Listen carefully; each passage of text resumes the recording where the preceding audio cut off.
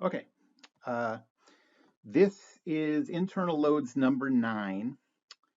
Um, this is one where we have to deal with the weight in addition to another distributed load. This is what the problem looks like. You have a torque on the left, horizontal force on the right, two joints. Um, you have a weight uh, and a distributed load of 15,000 Newton meters. One sort of dumb thing about this problem, and okay, I made this problem up, all right, but uh, it this isn't realistic because it gives uh, dimensions of the cross section, and from the dimensions of the cross section and the length, you could calculate the volume of material, and then you have this huge mass for this 1 meter long beam. This is half a meter, and this is half a meter. Um, and if you divide the mass by the volume, you get a density that no material on Earth has. But anyways, we'll pretend that it's some newly developed material, and or if this beam were accelerating very fast, it would be like gravity were that strong. So anyways, we're going to do the problem with these numbers. The first thing we have to do is calculate the reaction loads. Um, to do that, I'm going to do a free body diagram of the whole beam.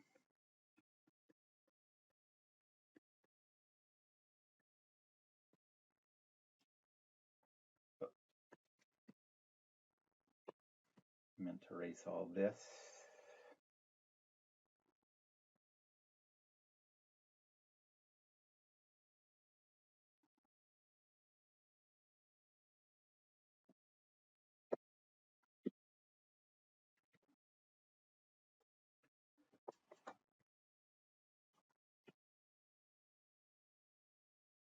Okay, so free body diagram of the whole beam. And remember, once we choose the body to isolate, and we're choosing to isolate the whole beam, then you can represent distributed loads as point loads. Okay, so the whole body that we're isolating is the beam. It's 1 meter long. We have a torque over here of 4,000.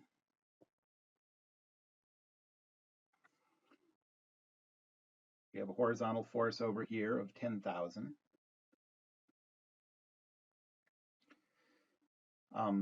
This pin joint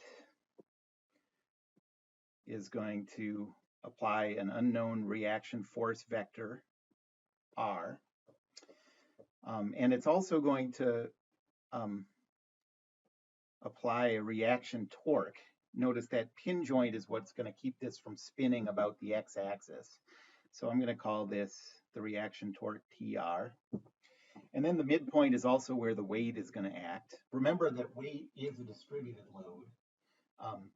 So we can't represent the weight as a point force until we've chosen the body that we're going to isolate. But now that we've chosen it, we can represent that as 800 times 9.81. So that's 7,848 newtons.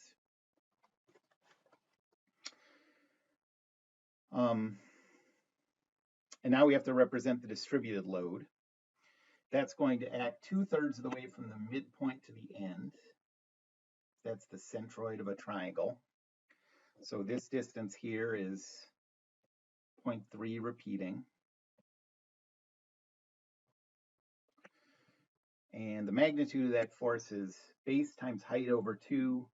So 0.5 times 15,000 divided by 2 gives us a force of 3750.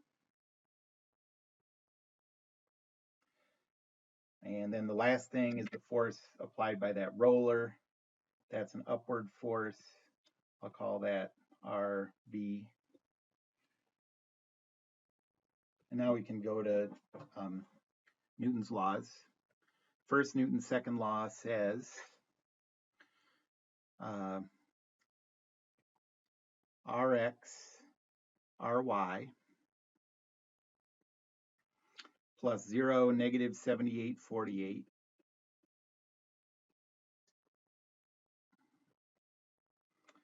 plus 0, negative 3750.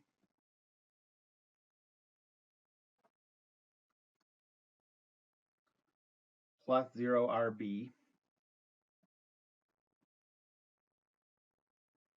Plus 10,000 0 is equal to zeros. Well, we can calculate Rx right away, but we can't calculate Ry yet. So now I'm going to go to the moment equation. And like I usually do, I'll do Z first, but these are just components of the moment equation.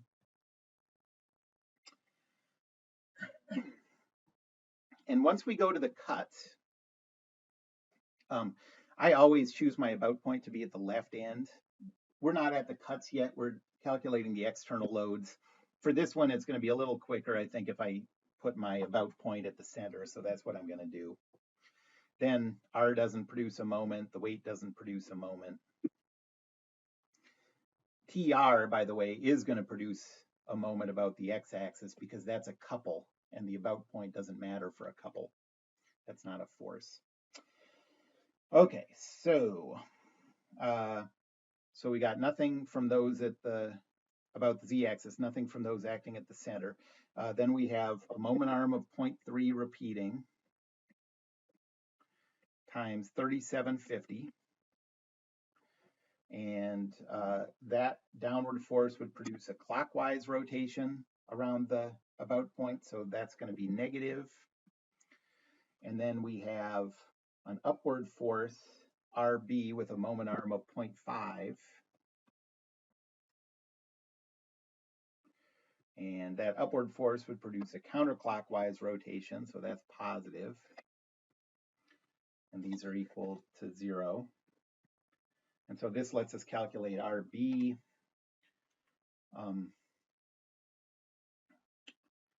So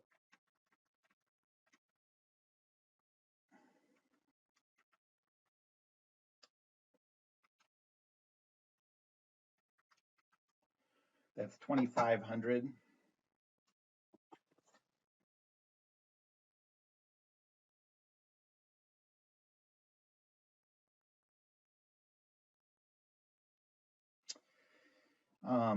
And now we can calculate the vector R.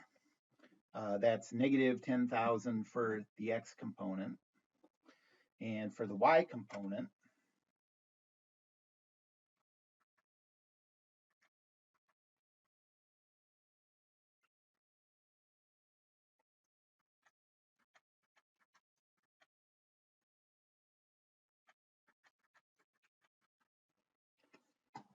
we get 9,098.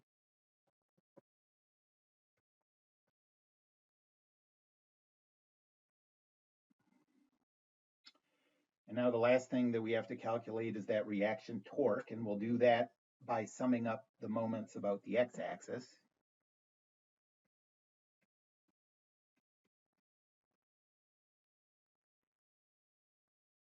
Well, all we have is this negative 4,000 and this positive TR.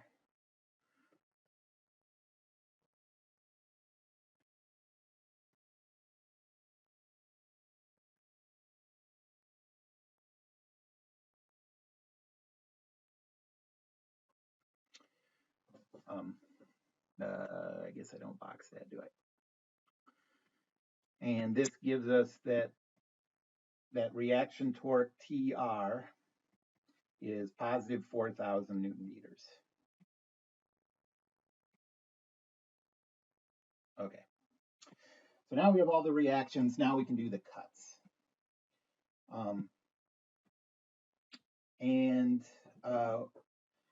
To think about where the cuts are, so you have the two endpoints.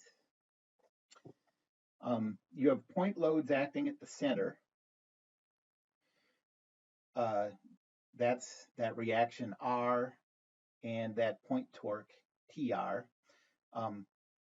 It doesn't include the weight because remember the weight is a distributed load, a uniform distributed load acting over the whole thing. Okay, so where do our distributed load functions change? Our weight distributed load acts over the whole thing. That never changes. That's the same over everything. The same function represents the whole beam. But our triangular distributed load, that function changes when you get to the midpoint. It goes from 0 to, some linear function. And so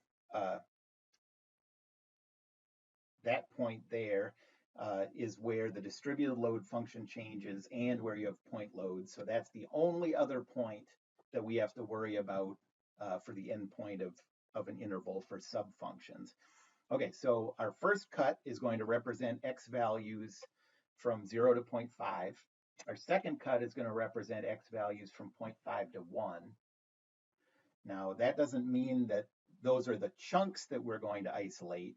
That means that we're going to isolate first a chunk that goes from the left endpoint to some x, some arbitrary x between 0 and 0.5.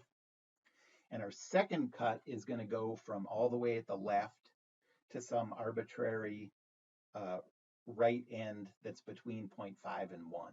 Okay? So 2 cuts. The first cut,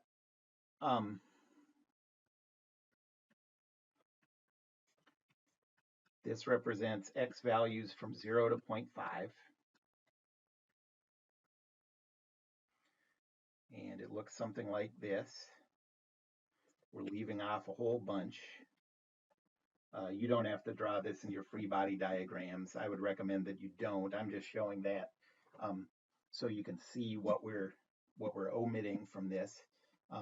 So we have the 4,000 Newton meter torque at the left end. And we have part of this distributed load representing the weight. But we're skipping all this part of the weight distributed load. So we're definitely not going to include the whole weight of the beam here.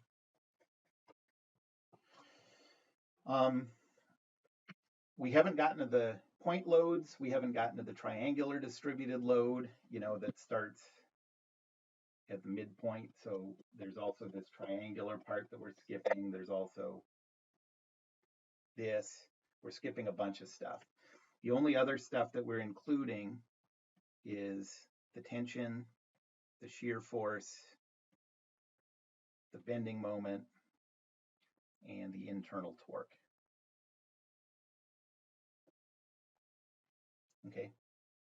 All right, well, how are we going to come up with the magnitude of this distributed load? And let me draw one dimension. Like always, this distance here is x. Okay. It's just that x has to be somewhere between 0 and 0.5. Okay, how do we know what that uniform distributed load is? Well, we know that the total weight is 7848, and that's distributed uniformly over a full meter length. So the height of this distributed load, Q of x is going to be 7848 newtons divided by 1 meter. So in this case, that's 7848 newtons per meter. Okay, so the height of this uniform distributed load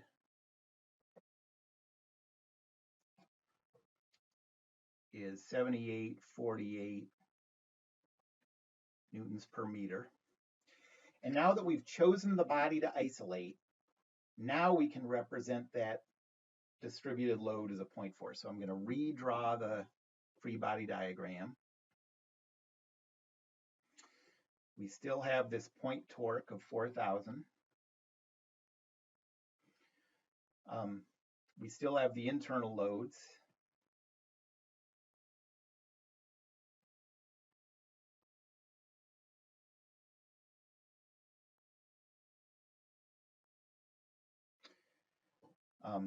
But now we're going to represent that distributed load as a point force. So we have to think of 2 things. What's the centroid of a rectangle, because this is a rectangular shape, and what's the area of a rectangle? The area is the height times the width. The width of this is x. So it's going to have a magnitude of 7848x. And the centroid is right at the center, right at the middle. So we have a point force of 7848x.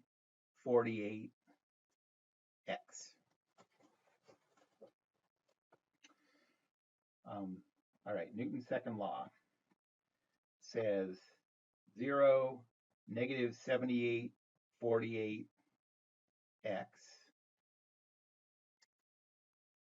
plus t negative v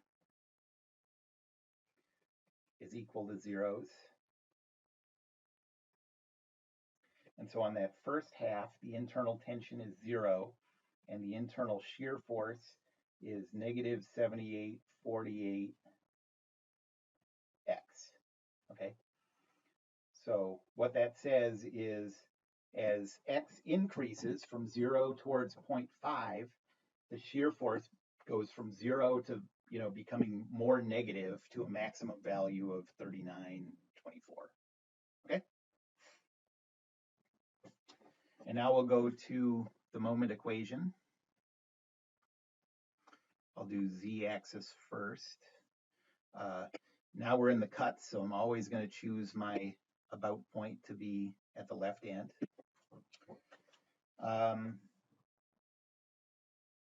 That force of 7848x, it's at the midpoint of this piece, and so there's a moment arm there of x over 2 that we're multiplying by 7848x. That's a downward force, so that would cause a clockwise rotation, so that's negative.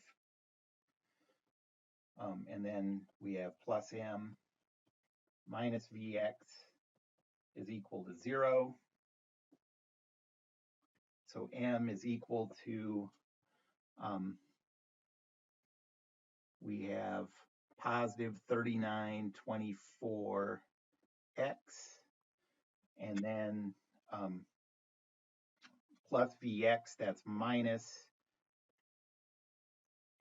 this is x squared, sorry.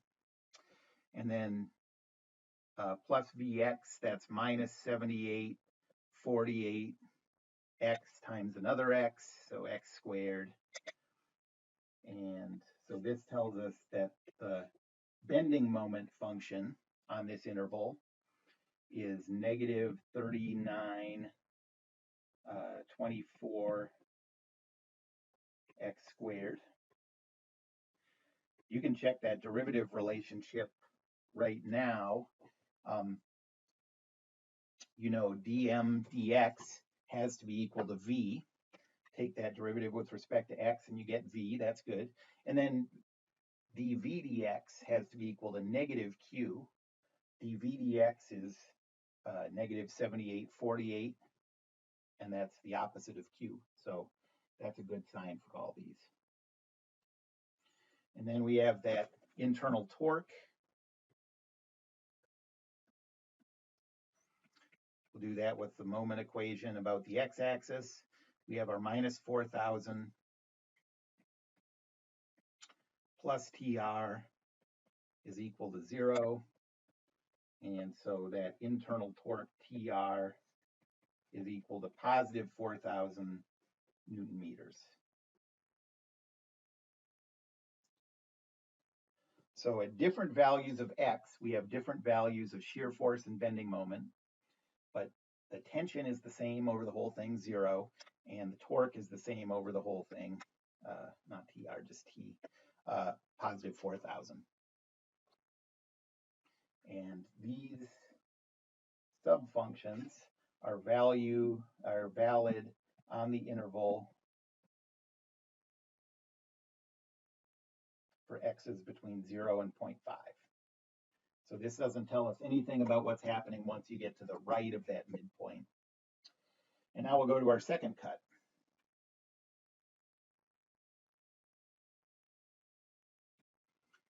This is valid for x's between 0, between 0.5 and 1.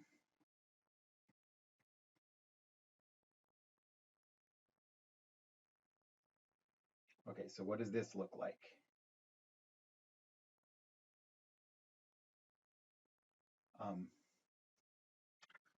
So now we're skipping a smaller piece of this.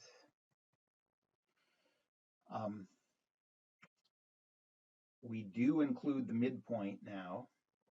So that means, what do we know about those reactions from that joint? We know that R is negative 10,000, positive 9098. So we have 10,000 this way.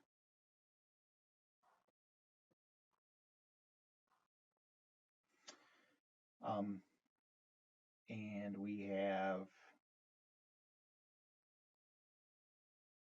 I guess I'll draw it on the top. The vertical component is 9098.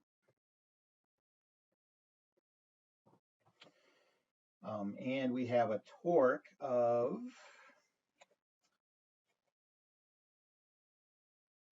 positive 4,000. So I'll draw that down here.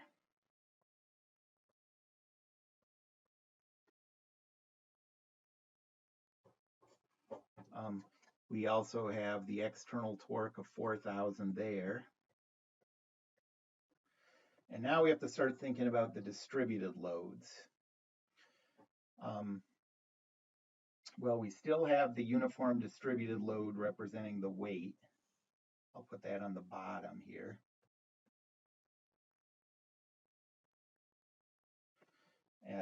Since it's uniform, it's the same as it was before. This is 78, 48 newtons per meter. And now we have part of this distributed load, this triangular distributed load. So notice that we're skipping a bunch of it. Maybe not a bunch, I mean, depending on what X represents. We might be all the way up right before the end.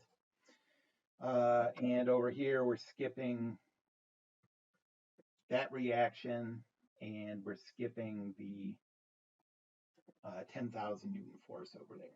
So the stuff in black is what we have. The stuff in blue is what we don't have. And I guess this blue also has this uniform distributed load continuing. All right, well, let's figure out first what our Q is for this part.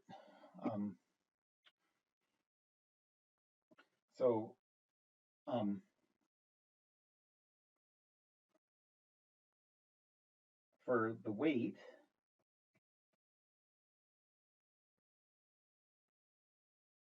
it's just a uniform load, so it's just 7848, no matter what X value you have. But let's think about the triangular one. All right, so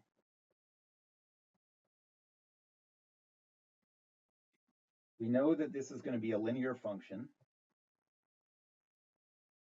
First, let's calculate the slope. So to do that, we'll use, go back to the full picture and use that full triangular distributed load. If you use that full triangle, you have a height of 15,000. So you have a rise from 0 to 15,000 and a run of 0.5. So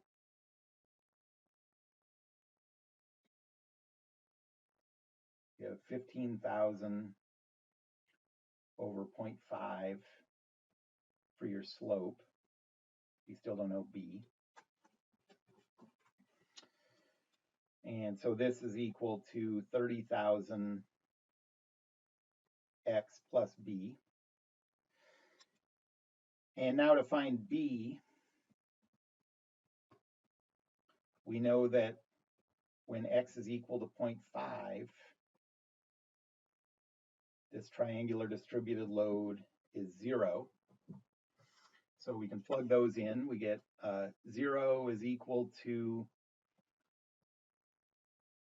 30,000 times 0.5 plus B. And so B is equal to negative 15,000.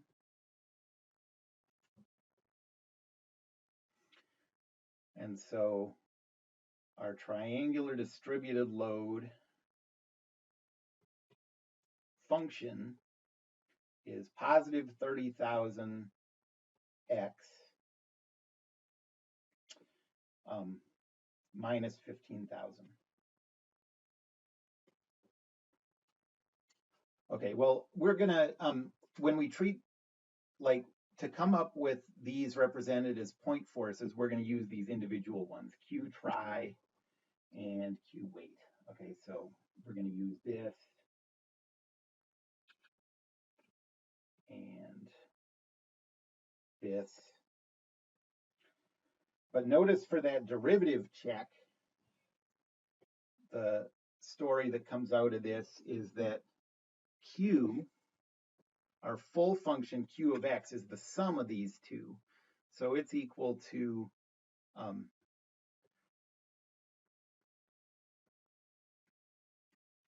this one plus this one.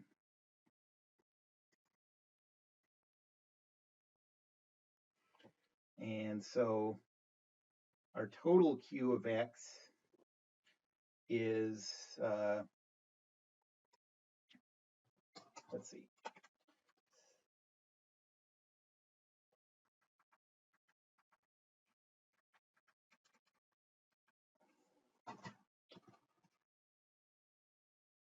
so we have 30,000 X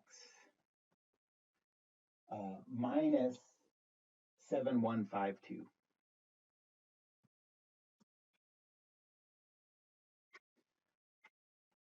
And so once we come up with our shear force expression in terms of X, we can take the time derivative, take the X derivative of the shear force, multiply it by -1, and this is what we have to get, otherwise something went wrong. Okay, so now what we want to do is represent these distributed loads as point forces now that we've chosen the body to isolate. So I'm going to draw another free body diagram. Well, let me draw all the point loads first. So here's our 4,000.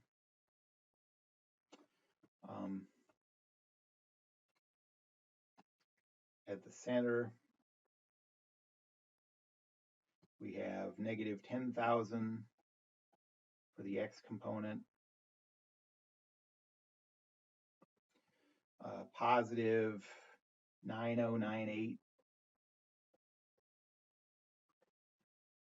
for the Y component. For the external torque, we have 4,000 positive. And now we have to think about the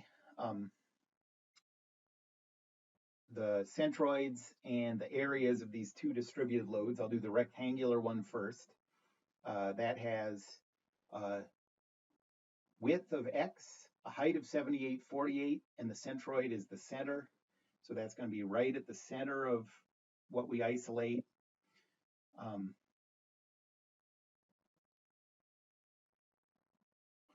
So it's going to be 7848X. That comes out just like it did in the first piece. And now we have to do the triangular distributed load. Well, the height of that is given by this Q triangle.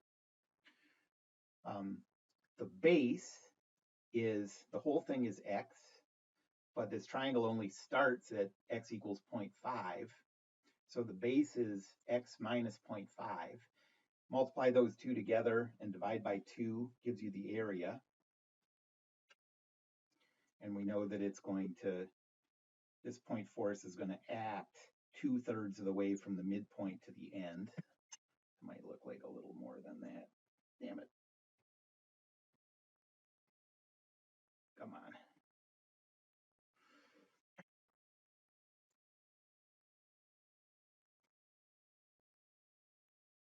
Okay, so here we have this downward force, and the magnitude is,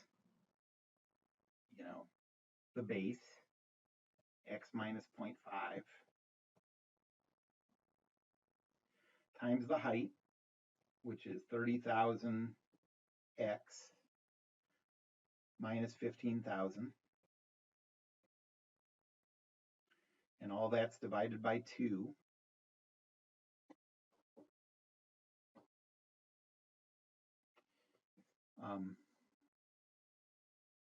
And then tension, shear force, bending moment, and internal torque.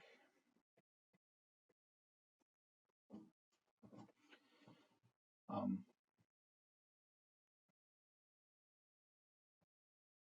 right, so now we can go to Newton's laws.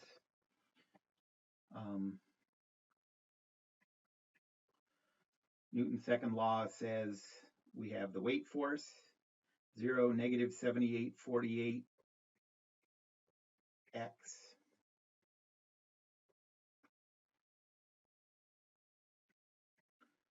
plus the reaction force at the joint, that's negative 10,000, positive 9,098.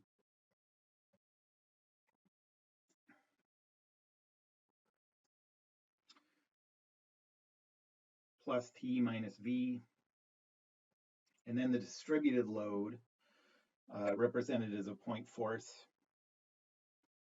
I'm going to do that over here on the side. So I'm going to think of that as x minus 0.5. I'm going to divide the second one by 2, so that's 15,000 x minus 7,500. And so that is 15,000 x squared minus 7,500 x minus 7,500 x plus 3,750.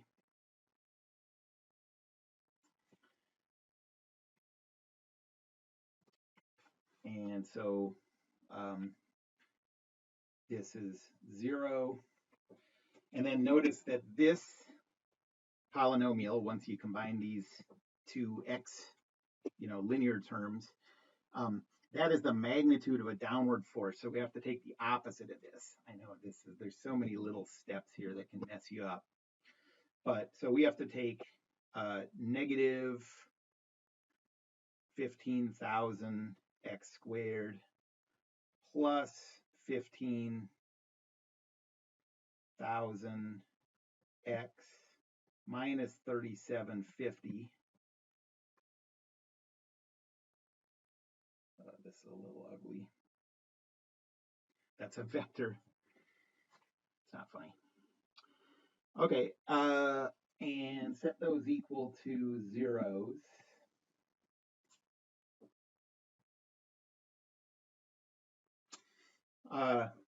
What if you get lost? What if you look at this and you're like, I don't know, if this is the component or if this is negative. Well, there's a sort of philosophical way to think about it and a nuts and bolts way to think about it. The nuts and bolts way to think about it is just plug in a valid x, plug in x equals 0.75 or something and see if you get something positive or negative. That tells you whether you need to switch it or not. The other thing is these arrows, always think of those as unit vectors. And what you're doing is multiplying something to a unit vector. The unit vector in the direction of this arrow is 0, negative 1. So all you're doing is taking this value, this polynomial, and multiplying it by the vector 0, negative 1, and that gives you your vector.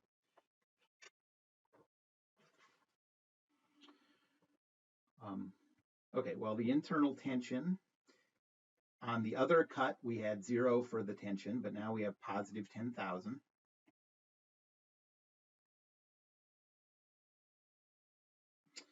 For V, we have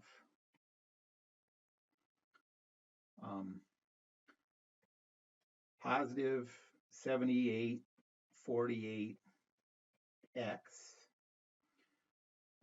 minus 9098 plus, I'm just moving everything to the other side, plus 15,000x squared minus 15,000x plus 3750. And now we combine all these terms.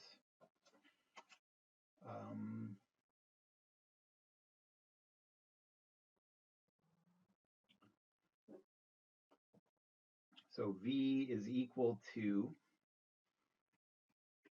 15,000x squared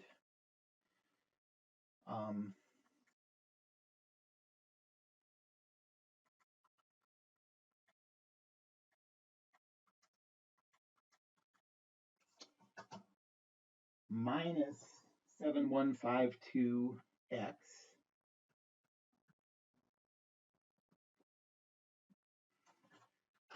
and then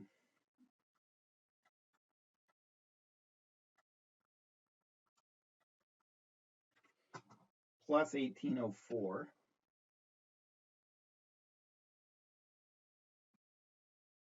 And now that we have our expression for the shear force, we can use the derivative check to very likely spot mistakes if we made any. We know that dV dx has to be equal to negative q, and we already calculated negative q for this cut. We already calculated q. So dV dx is positive 30,000x minus 7152. So we know that q should be negative 30,000x plus 7152. Please, please, please, please.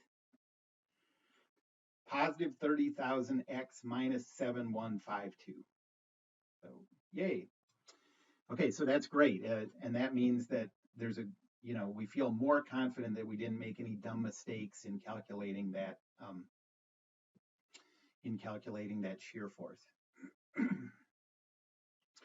Now the bending moment, and this one unfortunately gets even messier. So the moment equation about the z-axis, our about point is like it always is at the left end. Okay, so we have the 7148x times the moment arm of x over 2.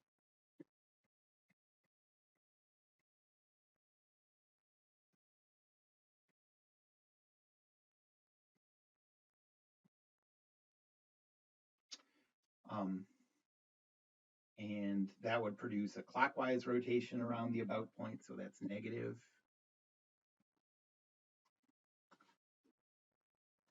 The horizontal force doesn't do anything. The force of 9098 has a moment arm of 0.5. So that's what, 45, 49. So moment arm of 0.5. Oh, I already did that. So 45, 49, and that would cause a counterclockwise rotation, so that's positive. The two easy ones, we have the plus m minus vx.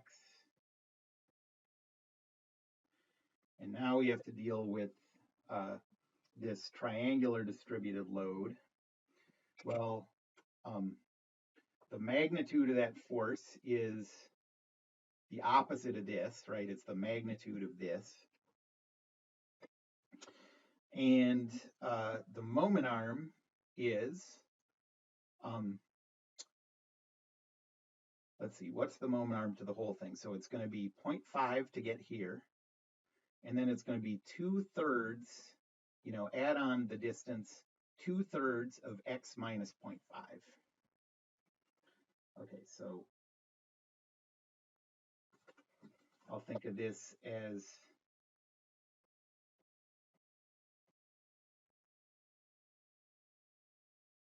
So here's the moment arm.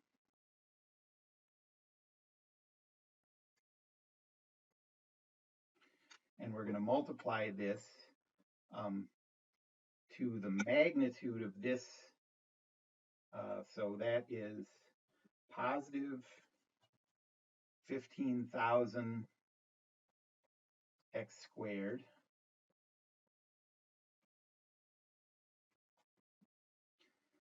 minus 15,000 x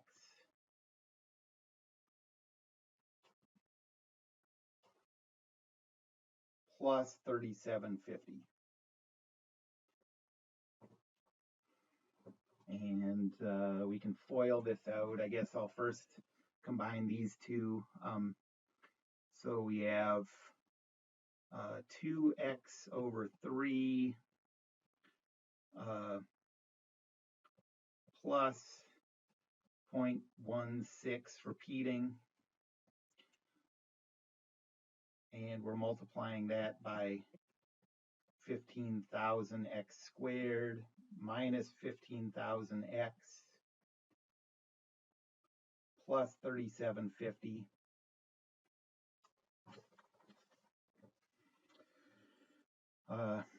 So first term is 10,000 x cubed. Second term is minus 10,000 x squared. Third term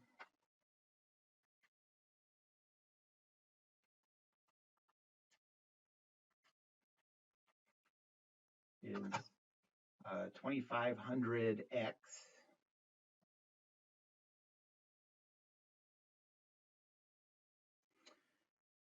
And then we're adding to that, so I'm just running out of room, so I'm going to continue on the next line, but we're just adding all this together. 0.16 repeating times 15,000 is 2,500.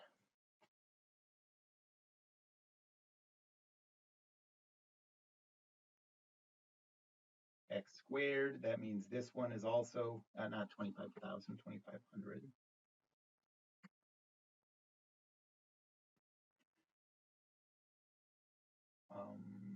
X squared, that means this one is negative 2,500x. And then the last one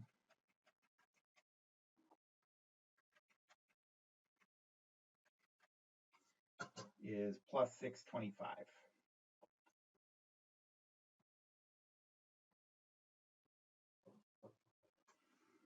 Okay.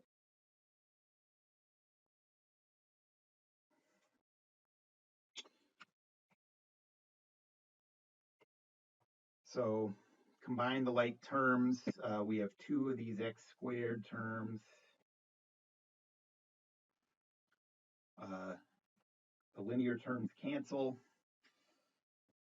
And so this comes out to be, oh, and I haven't thought about the direction yet. So the direction of this rotation would be clockwise. That means that it's minus all this.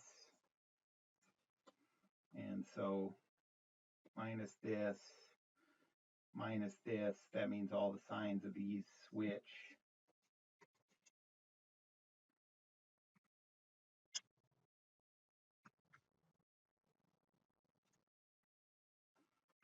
So that's minus, minus. And the last part that we're adding on here is minus 10,000 x cubed plus 7,500 x squared minus 625 is equal to 0. So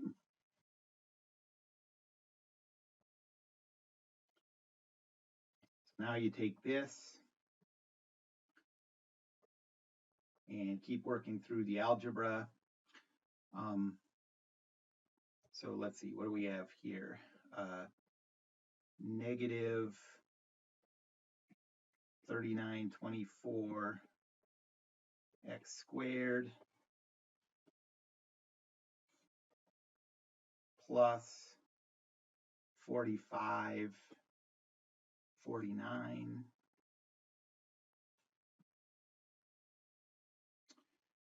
minus 10,000 x cubed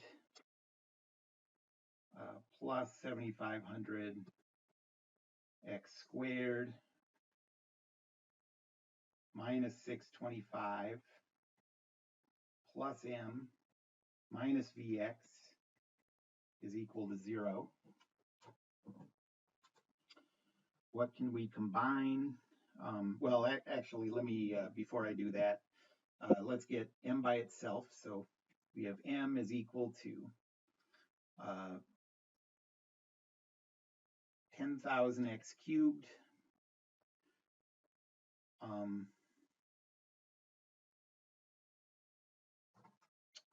then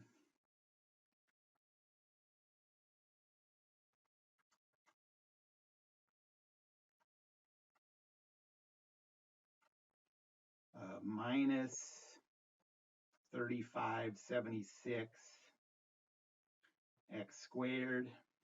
I combine those two x squared terms, and then we have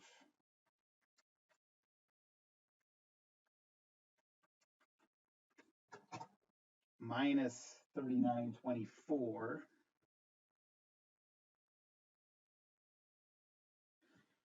and now we have to add on plus Vx. Our V is this thing, so we have plus 15,000 x cubed. Something I think went wrong here.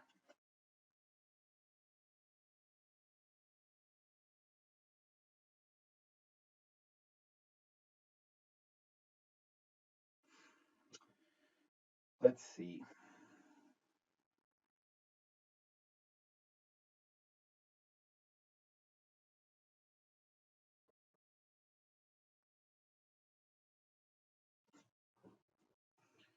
Yeah, my V, so what I saw coming was that derivative relationship was not going to work out, and that's exactly why you use that derivative relationship at the end of this messy process. So if I go back to this equation, it says V is equal to negative 7848x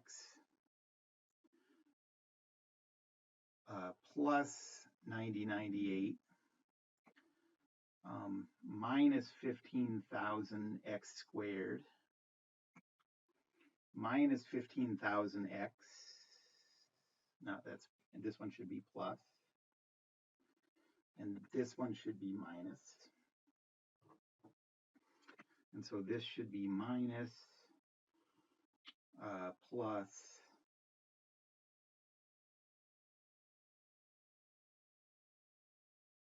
minus.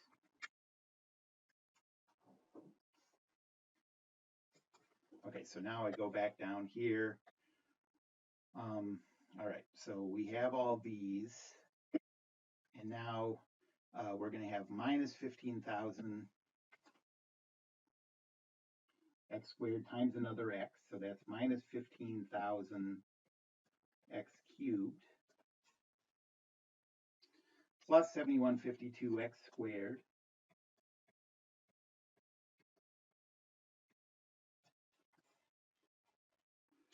minus 1804 x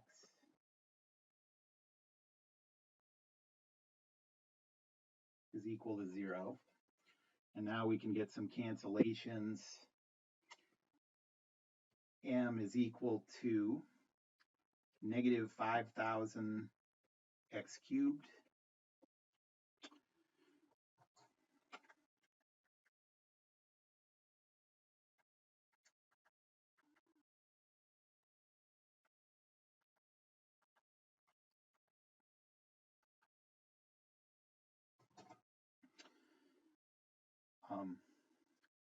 plus 3576 x squared minus 1804 x. And then the constants, it looks like there's only one, that's minus 3924. All right, well, there's so many calculations in there. We'll see, now we're going to see how confident we are in this answer. We're going to take dm dx and set that equal to v and see if that holds like we know it has to. So dm dx is negative 15,000 x squared. First term works. Plus 7152 x. Second term holds. Minus 1804. Third term holds. So kind of amazingly,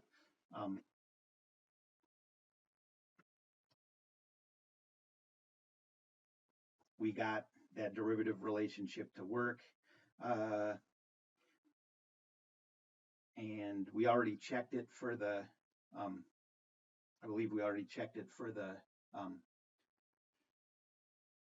dv dx is equal to negative q, and that one worked. So yeah, we feel pretty good about this. We're not quite done, but the last part is sort of anticlimactic. It's just adding up constants. So we have the rotational Newton's second law about the x-axis. We have a negative 4,000 plus positive 4,000 plus fancy t.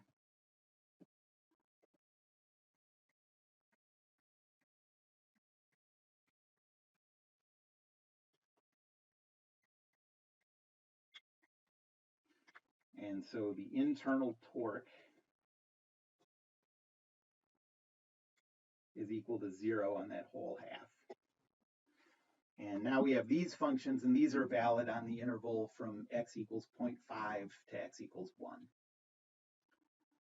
And if you really want to visualize what's happening here, the best way to do it is just plug it into some kind of plotting program and plot out these piecewise functions.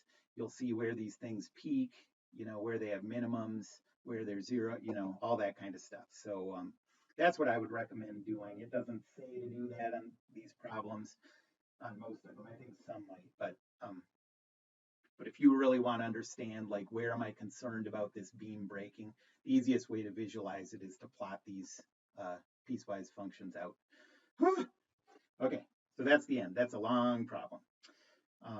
That is internal loads and beams, number 9.